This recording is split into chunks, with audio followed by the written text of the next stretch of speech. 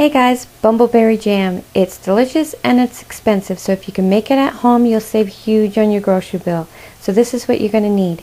Paper towel, vinegar, a jar lifter, a lid lifter, a funnel, a spatula or two, a ladle, something to protect your hands with, something to protect your table with, some stir sticks, and some hot water for your lids and rings. My jars have been sanitized and I keep them in extremely hot water until I need them.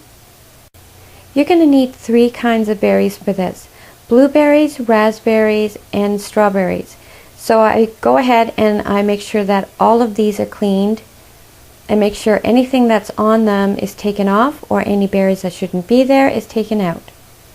Once you've had everything cleaned, it's time to crush the berries. I use a potato masher. You can use anything that you prefer. You're going to need 1 cup of crushed raspberries, 1 cup of crushed blueberries, and 1 cup of crushed strawberries.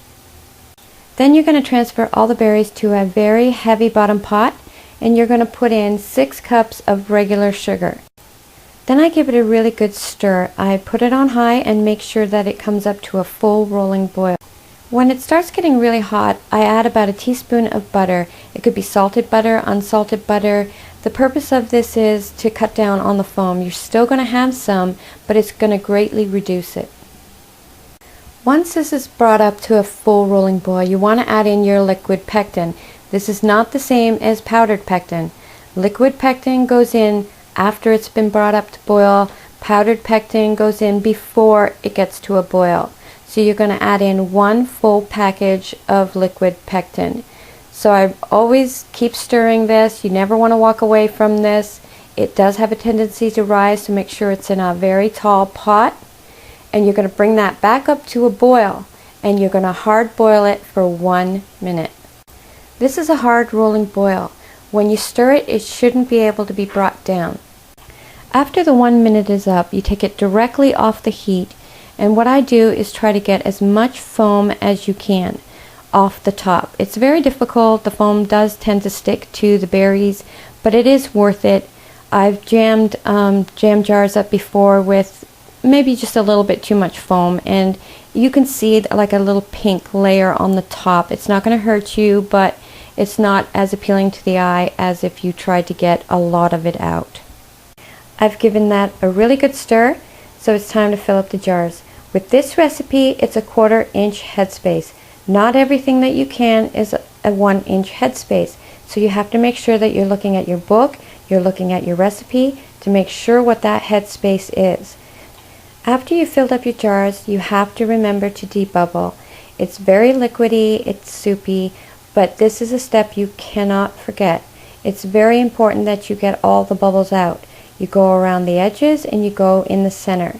And then after that, if you need to adjust your headspace, because you usually do after you debubble, go ahead and do that and just top it off to a 1/4 inch. It's very important to wipe the rims to make sure everything is off there so you'll have a good seal. I use vinegar and paper towel. You don't have to use vinegar and paper towel. You can use a warm, clean cloth. It works just as well. After the jars have been cleaned, I put the lids on. Be very, very careful with this. That water is extremely, extremely hot, and it's very easy to burn yourself with this. Then I take my cool down rings and I put those on the jar. Finger firm. What's finger firm? Everybody has their own opinion of what that is. To me personally, it's the first resistance and a good snug tug. I've placed my jars in the water bath canner. I always make sure that there is a minimum of 1 inch covering those jars, or maximum of 2 inches covering those jars.